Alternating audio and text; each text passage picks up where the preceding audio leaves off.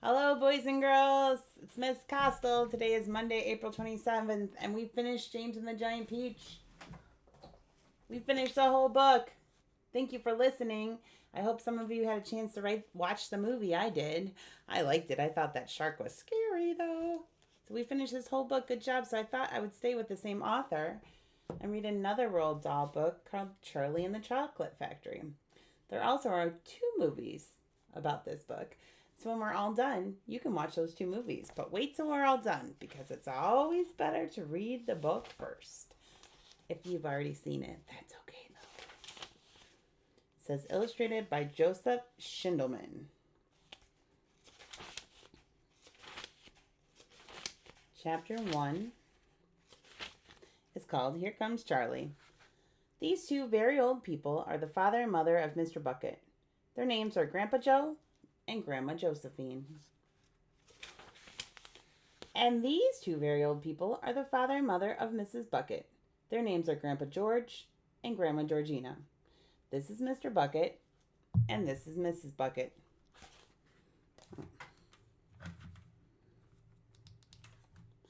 Mr. and Mrs. Bucket have a small boy whose name is Charlie Bucket. This is Charlie. How do you do? And how do you do again? He is pleased to meet you. The whole of this family, the 6 grown-ups, count them, and little Charlie Bucket lived together in a small wooden house on the edge of a great town. The house wasn't nearly large enough for so many people, and life was extremely uncomfortable for them all. There were only 2 rooms in the place altogether, and there was only one bed.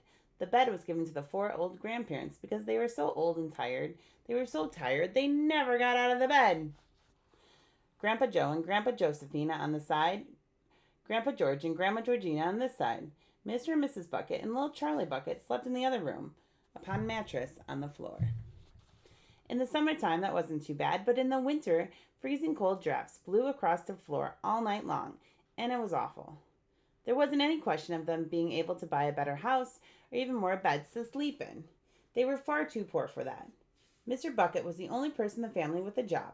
He worked in a toothpaste factory where he sat all day long on a bench and screwed the little caps onto the tops of the tubes of toothpaste after the tubes had been filled.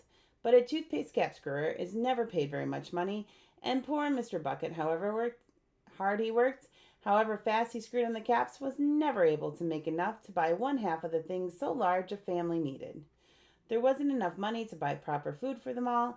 The only meals they could afford were bread and margarine for breakfast, boiled potatoes and cabbage for lunch, and cabbage soup for supper. Sundays were a bit better. They all looked forward to Sundays because, although they had exactly the same, everyone was allowed a second helping. The Buckets, of course, didn't starve. But every one of them, 2 old grandfathers, 2 old grandmothers, Charlie's father, Charlie's mother, and especially little Charlie himself, went from morning till night with a horrible empty feeling in their tummies. Charlie felt it worst of all, and although his father and mother often went without their own share of lunch or supper so that they could give it to him, it still wasn't nearly enough for a growing boy. Oh, okay.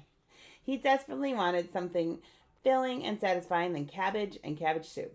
The only thing he longed for more than anything else was chocolate. Walking to school in the morning, Charlie could see great slabs of chocolate piled high in the shop windows, and he would stop and stare and press his nose against the glass, his mouth watering like mad.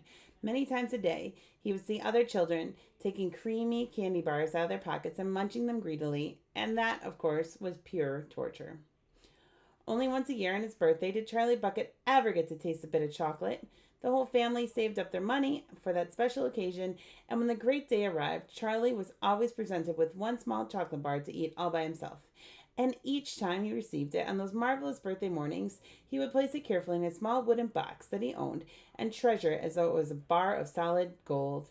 And for the next few days, he would allow himself only to look at it, but never to touch it. Then at last, when he could stand it no longer, he would peel back a tiny bit of the paper wrapping at one corner to expose a tiny bit of chocolate, and then he would taste a tiny nibble, just enough to allow the lovely sweet taste to spread out slowly onto his tongue. The next day he would take another nibble, and so on and so on.